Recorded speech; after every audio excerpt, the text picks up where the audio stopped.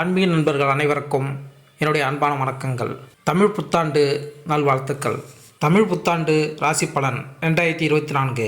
இந்த ஆண்டு துவக்கத்தில் விருச்சிக லக்னம் என்பதால் கடல் சார்ந்த பகுதிகளில் நல்ல மழை பொழியும். 6ஆம் இடத்தில் சூரியன் உச்சம் பெற்று குருவுடன் இணைவது சகோதரர்களின் உடல்நலனில் பாதிப்பை தரும்.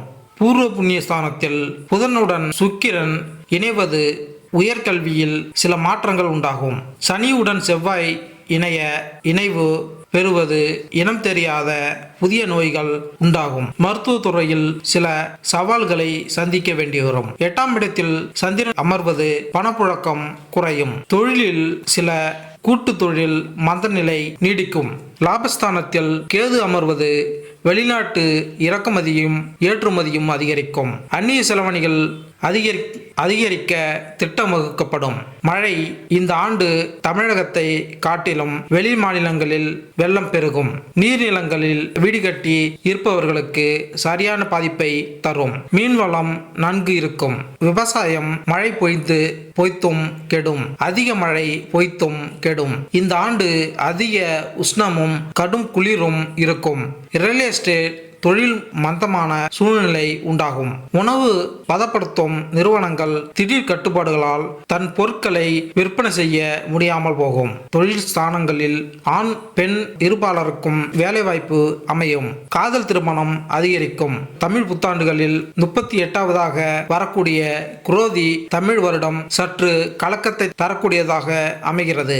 இந்த வருடத்தில் நடக்கும் கிரக பயிற்சிகள் கிரக செயற்கைகள் சில ராசிகளுக்கு வேலை தொழில் முன்னேற்றமும் பணவரவும் கிடைக்கும். குரோதி தமிழ் வருடத்தில் குரோதி என்றால் பகை கெடு என்று பொருள்.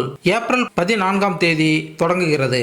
இந்த குரோதி ஆண்டில் மழை சொற்பமாக அதாவது குறைவாக பொய்யும் என்பதால் விளைச்சல் மிகவும் குறைவாக இருக்கும் என்பதால் மக்கள் கடவுள் மீது இருக்கக்கூடிய நம்பிக்கை குறைய அதிக வாய்ப்பு உள்ளது.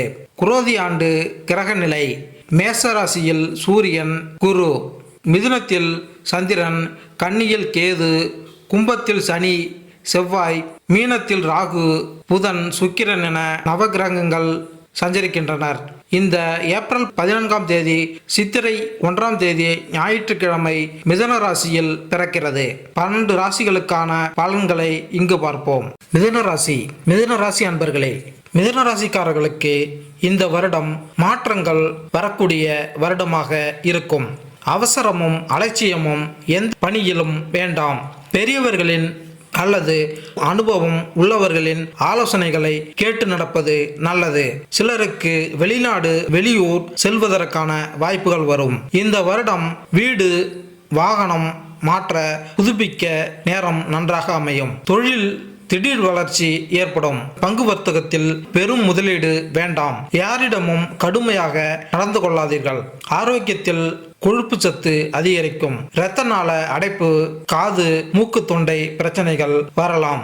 ஆகவே இந்த வருடம் மிதுனராசிக்காரர்களுக்கு கொஞ்சம் சுமாரான வருடமாக இருக்கிறது. இந்த ஆண்டு உங்களின் ராசிக்கு லாபஸ்தானத்தில் தொழில்ஸ்தானாதிபதி குருவுடன் சூரியன் இணைந்திருப்பது ராசிநாதன் தொழில்ஸ்தானத்தில் அமர்ந்து சுகஸ்தானத்தை பார்ப்பது எதிர்பாராத தனவரவும் நீண்ட நாள் எதிர்பாராத பணமும் விரைவில் கிடைக்கப் பெறுவீர்கள். லாபாதிபதி செவ்வாய் பாக்கியஸ்தானத்தில் அமைந்து விரயஸ்தானத்தை பார்வையிடுவதால் சில நேரம் எதிர்பாராத சிறு தடைகள் வந்து உடனே மறையும். சுகஸ்தானத்தில் கேது அமர்வது சில நேரம் உடல்நலத்தில் கவனம் செலுத்த வேண்டி வரும். உங்களின் ராசிநாதன் பார்வை கேது மீது படுவதால் தொழிலாளர்களுக்கு பலம் அதிகரிக்கும். வேலை செய்யும் இடத்தில் உங்களின் வேண்டுதல்களை பரிசீலனை செய்ய வேண்டி வரும். அமைதியான சூழ்நிலைகளை அதிகம் விரும்புவீர்கள். அதற்கான சில அமைதியான இடம் தேடி செல்வீர்கள். கலைத்துறையினருக்கு புதிய வாய்ப்புகளும் பழைய தடைப்பட்ட விஷயங்களும் விரைவில் வளம் பெறும். புதிய திட்டங்கள் செயல்படுத்தி தேவையான விடயங்களில் கவனம் செலுத்துவீர்கள். மனித நேயமுள்ள பல காரியங்களை செய்து வளம் பெறுவீர்கள். மாணவர்களுக்கு கல்வியில் சிறந்து விளங்குவீர்கள். கவலைகளை மறந்து சுதந்திரமாக இருந்து செயல்படுவீர்கள். கடந்த கால நிகழ்வுகளை மறக்க நினைத்து செயல்படுவீர்கள். துரித உணவுகளை தவிர்த்து ஆரோக்கியமான சில உணவுகளை எடுத்துக்கொள்வது உங்களுக்கு நல்ல வலிமையை தரும்.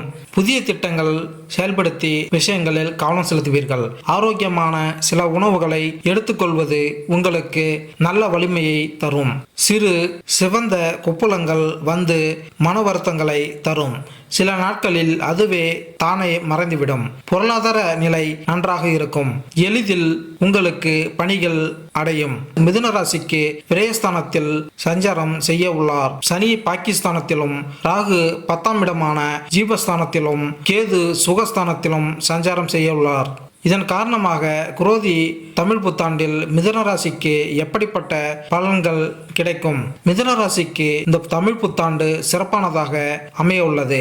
இந்த தமிழ் புத்தாண்டு உங்களுக்கு வீடு அல்லது மனை வாங்கும் யோகம் உண்டாகும். புதிதாக வாகனங்கள் வாங்க வாய்ப்புகள் உள்ளது. தாய் வழி உங்களுக்கு அனுகூலங்கள் உண்டாகும். நீண்ட நாட்களாக உடல் நல பிரச்சனைகள் நிவர்த்தியாகும். கோர்ட்டு வழக்கு பிரச்சனைகளுக்கு நல்ல தீர்வு கிடைக்க வாய்ப்புள்ளது. நீங்கள் எதிர்பார்த்த பணவரவு சரியான இடத்திலிருந்து கிடைக்கும். திருமணம் மாங்கல்ய பாக்கியம் கைகூடும். திருமணம் ஆவதற்கான நல்ல சாதகமான காலமாக இருக்கும். வீட்டில் சுப நிகழ்ச்சிகள், திருமணம், வீடு, வாகனம், சொத்து வாங்குதல் தொடர்பான சுப விரயங்கள் ஏற்படும். சிலர் காசி ராமேஸ்வரத்திற்கு செல்ல வேண்டும் என்ற வேண்டுதல் எண்ணம் இருப்பவர்களுக்கு, வெகு நாட்களாக ஆன்மீக யாத்திரை கோவில்களுக்கு செல்ல வேண்டும் என்று திட்டமிட்டு கொண்டிருப்பவர்களுக்கு அந்த வாய்ப்புகள் தேடி வரும். யாத்திரை செல்வதற்கான விருப்பங்கள் நிறைவேறும். பெண்களுக்கு தேவையான ஆடை ஆபரணங்கள் வாங்குவதற்கான சில நல்ல வாய்ப்புகள் அமையும். அரசியலில் உள்ளவர்களுக்கு இந்த தமிழ் புத்தாண்டில் நல்ல பெயரையும் பதவியையும் பெற்று தரக்கூடியதாக இருக்கும். மாணவர்கள் கல்வி தொடர்பான விஷயங்களில் கூடுதல் கவனம் செலுத்த வேண்டும். படிப்புக்கான அமைப்பு சாதகமற்றதாக இருக்கும் என்பதால் படிப்பில் சிறந்து விளங்க கூடுதல் நேரம் ஒதுக்கி படிப்பது நன்மை தரும். ஆசிரியர்கள் பெற்றோர்கள் சொல்வதை கேட்டு நடந்து கொள்வது மிகவும் அவசியம். மிருகசீரிடம் 3-4ஆம் பாதங்கள். இந்த ஆண்டில் உங்களுக்கு கிரக நிலைகள் சற்று சாதகமற்றதாக இருக்கிறது. அதனால் நீங்கள் கூடுதல் கவனத்துடன் இருக்க வேண்டிய வருடம். அனைத்து விஷயங்களிலும் பொறுமையை கையாளவும், அவசரப்பட்டு முடிவெடுப்பதை தவிர்க்கவும். திருவாதிரை உங்களுக்கு ராஜயோகம் தரக்கூடிய காலமாக இருக்கும். எதிர்பார்த்த பணவரவு ராஜயோகங்கள் உங்களுக்கு திருப்தியை தரும். திடீர் அதிர்ஷ்டங்கள் யோகங்கள் கிடைக்கும். பல வழிகளில் இருந்து அதிர்ஷ்டங்கள் ஆதரவுகள் கிடைக்க உங்கள் வாழ்க்கையில் முன்னேற்றத்தை அடைவீர்கள். புனர்பூசம் 1-2-3ஆம் பாதங்கள். புனர்பூசம் நட்சத்திரத்தை சேர்ந்தவர்கள் இருவகையான பயன்களை எதிர்பார்க்கலாம். 50% நன்மையும் 50% தீமையும் ஏற்பட வாய்ப்புகள் உள்ளது. நற்பலன்களான உங்களுக்கு புதிய வீடு, மனை, வாகனம் உள்ளிட்ட சுப செலவுகள் ஏற்பட வாய்ப்புகள் உள்ளது. தீய பலன்களான அலைச்சலும் மருத்துவ செலவுகளும் ஏற்பட வாய்ப்புகள் உள்ளது. பரிகாரம்: திருவண்ணாமலையில் இருக்கும் அண்ணாமலையாரையும் உண்ணாமலையாரையும் வழிபாடு செய்வதும், பௌர்ணமி திதியில் கிரிவலம் செய்யவும். பௌர்ணமி திதியில் கிரிவலம் செல்ல முடியாதவர்கள் நீங்கள் பிறந்த நட்சத்திரம் கிழமையில் கிரிவலம் செல்லலாம். பழனி மலையையும் கிரிவலம் செல்லலாம். இதன் மூலம் நற்பலன்கள் அடைவீர்கள். வெள்ளி செவ்வாய்க்கிழமைகளில் வராகி அம்மன் மற்றும் காளி வழிபாடு செய்வது, நெய் தீபம் ஏற்றி வணங்கி வர சகல காரியங்களும் நன்மைகளும் வெற்றியும் தரும். மேலும் இந்த வீடியோ உங்களுக்கு பிடித்திருந்தால் லைக் பண்ணுங்க, கமெண்ட் பண்ணுங்க, மறக்காம சப்ஸ்கிரைப் பண்ணுங்க. நன்றி, வணக்கம்.